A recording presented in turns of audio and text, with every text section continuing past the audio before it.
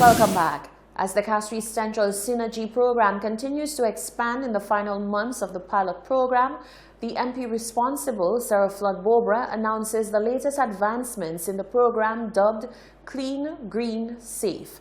Flood-Bobra says this project will employ teams of people to tackle issues of pollution, sustainability, and safety in various communities. June 15, 2018, marked the official launch of the Synergy Employment Program under the administration of Castries Central MP Sarah Flood-Bobra. Synergy originally comprised of 7 different avenues, including a personal development program, farming, financial support for artists, hospitality training, learning of trade, and a startup aid for persons interested in running a car wash. This initial undertaking is an 18-month pilot program and is under constant development. The most recent addition to the Synergy program has been the Clean, Green, Safe project. Flood-Bobra says this program will consolidate cleanup efforts made by various institutions and make the best use of resources. As you know, periodically we do the cleanups with the grass cutting and the desilting. So the whole idea is to develop a comprehensive program so we can streamline what we're doing. So clean, making sure that we have a regular pattern and schedule of cleaning in the constituency. The way it happens now is that we get stimulus money at certain times of the year. We do that. You know, when you cut the grass and it rains, what happens again? Right. And then what happens too is that there are lots of different agencies that are involved in the cleaning. The Castries City Council may do it, the Ministry of Infrastructure may do it, the NCA may do it, and then we have the stimulus. So it's not really coordinated. Like sometimes we'd arrange for persons to clean one area, you turn up there and there are people already cleaning an area. You might find that there'll be an arrangement to clean an area and one side of the street is clean and the other side is not. So the whole idea is that we want to plan, consolidate and organize it in a structured way so that cleaning can go on in the most efficient way throughout the year. The MP says a key aspect of this project, which allows it to be comparative to existing cleanup efforts, is its green nature. She says all cleanup efforts will be tailored to be environmentally fit. The program will also see the commissioning of green spaces in select communities. We want to make sure that we are environmentally conscious, and we want to make sure that we also beautify and have green spaces. We've acquired land so far in Mont-Dudon, where we intend to do one of our pilots, so create a green space. Clean, Green, Safe leaders have been selected in each community, a measure which Flood-Bobra says is imperative to the success of the project. Clean, green and safe leaders, community leaders who would take ownership, so persons don't just see themselves as cutting grass, but a part of an overall program to provide leadership in the community where we can have clean, green and safe communities, and persons also providing leadership in the community and taking more pride and setting examples too. Team registration for the Clean, Green, Safe program is now open on the official website of the Synergy project, centralsynergy.org. For Hot 7 News, I am Jacques Wooding. International Credit Union Day celebrates the spirit of the global credit union movement.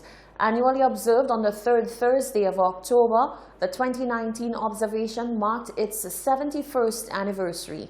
The president of the St. Lucia Teachers Cooperative Credit Union says this day provides an opportunity to reflect on the history, achievements, and hard work of the credit union movement. Annually since 1948, the 3rd Thursday of October has been observed as International Credit Union Day. The aim of this day is to raise awareness about the tremendous work that credit unions and other financial cooperatives are doing around the world and give members the opportunity to get more engaged.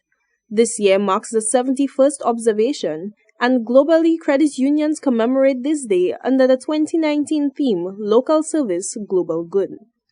This theme is said to capture the sentiment that small actions within the community can have global impact.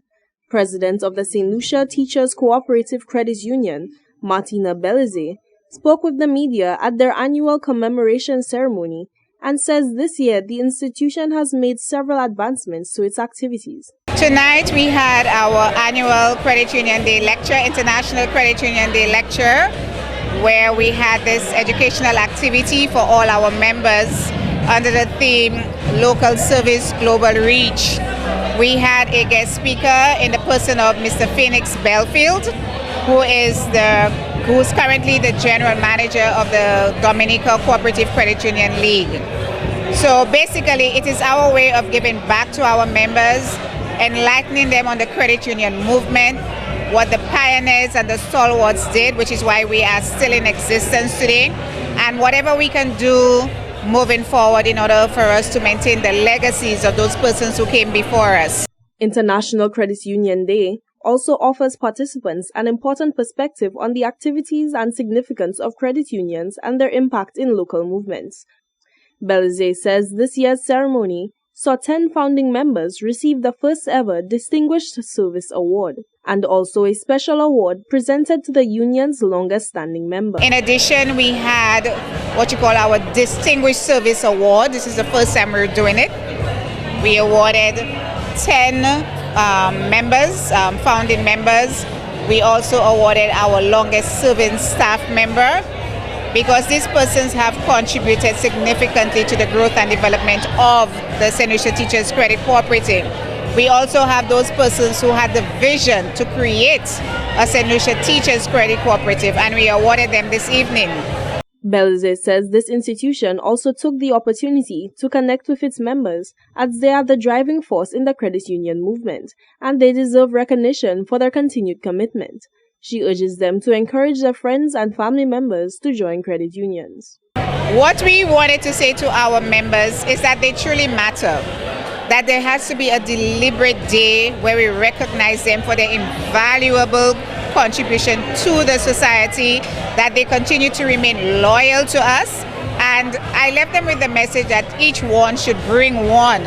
In other words, let us grow our credit union together. It is not just the board of directors, the other volunteers and staff who have the mandate of, elevating the credit union. As members, they know that their family members can join. So we want everybody to bring one member in order to contribute to the growth and development of the credit union. In addition to the annual commemoration ceremony, the St. Lucia Teachers Cooperative Credit Union will also host a special lecture for secondary school students by the president of the Dominica Credit Union League. For Hot 7 News, I am Jacques Wooding. The celebration of Creole culture in the city of Castries is reaching fever pitch following an energetic performance by a solo band in Blue Coral on Friday the 18th of October. The rolling of taboo and shaking of shak-shaks coupled with hypnotic vocals beckoned passers-by to stop and take in the musical stylings of the band. This was aimed at creating a buzz for the upcoming Journée Creole festivities. Are you feeling the Journée Creole spirit? Members of the public making their way through the Blue Coral Mall certainly will, thanks in part to the performance of Capesh solo group from Gara, Babono. Band supporter Marley James, also known as Monster, urges all St. Lucians to indulge in Creole Heritage Month by celebrating what is uniquely ours. Well, to be honest, if you right now at Blue Coral, somebody say, hello! Watch me and me say, I like the Creole season done there already, we in the Creole, we in the midst. You see the band there? That band, I know that band specifically. I know that band from Ghana. See them band, the solo, the Creole they bring in, the music turn up.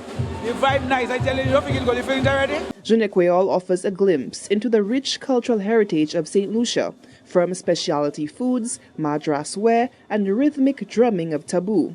The enthusiastic James outlines the thrilling aspects of Journée Creole he is looking forward to. Creole Day, don't think it cold. Nunca vini mahe, nunca vini pale, nunca vini danser, se bloche, nunca bloche, mais donc Creole band na ba la move. Hello! Grand Fête Journée Creole is set to take place on Sunday, 27th October. Activities will include performances, exhibitions, traditional dance, games, Creole food, and much more.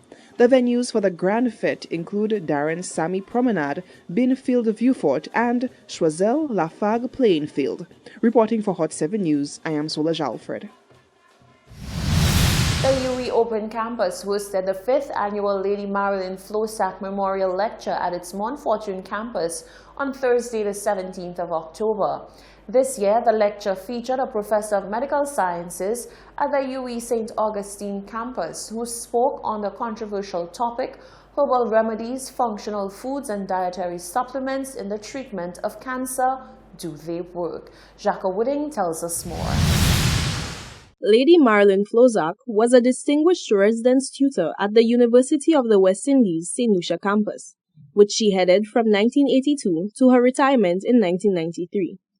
During her tenure, Lady Flosack worked to ensure the provision of academic and administrative support for students following UWI's Challenge Examination Program through its previous teleconferencing system.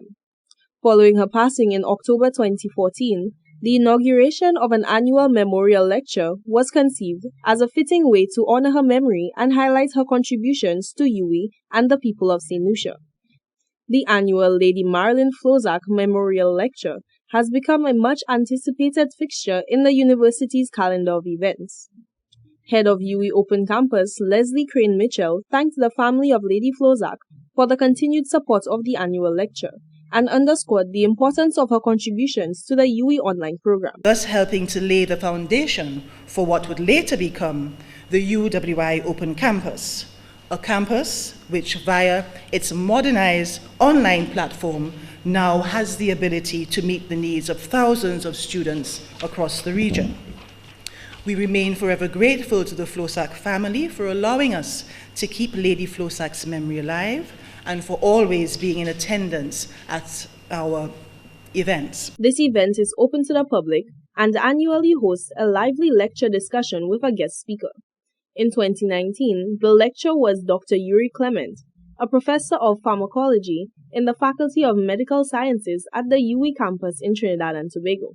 Professor Clement's topic was herbal remedies, functional foods, and dietary supplements in the treatment of cancer. Do they work? And was held on Thursday, October 17, 2019. Dr. Clement says many valuable points were raised in this year's lecture. Some of the main points was that there were some supplements, for example, selenium, that is being used to prevent and treat cancer, and the evidence is showing that selenium does not do either treat or prevent cancer. Other things like in tomatoes, there's a compound called lycopene, and lycopene, it has been shown as well that it does not prevent cancer or treat cancer. But the message is that we use a lot of supplements and herbs that we don't have evidence for. And really what we should be doing is be looking for evidence and even making the evidence available to people. In the Caribbean, we have a lot of herbs and plants that we use that are not investigated or assessed, and we use them without knowing the evidence, and sometimes we use them to our own detriment, because sometimes we forego treatment that work for things that we don't know anything about. A major issue in the use of herbal cancer treatment methods stands in the lack of research currently being conducted with plants available, specifically in the Caribbean. But that's an issue because we continue to use them without having the evidence for it. But to provide the evidence, we need to do research, and research needs a lot of support in terms of infrastructure, in terms of expertise, in terms of money. And as long as we keep on having those problems, we'll keep on having just anecdotal evidence and not scientific, robust evidence. Yuri said, as medicine continues to advance, the potential of the Caribbean is unsurfaced. However, he urged persons to take great care in the use of herbal medicines. For Hot 7 News, I am Jacques Wooding. This is the Hot 7 TV Nightly News. Tennyson Glasgow is up next with all the sporting action.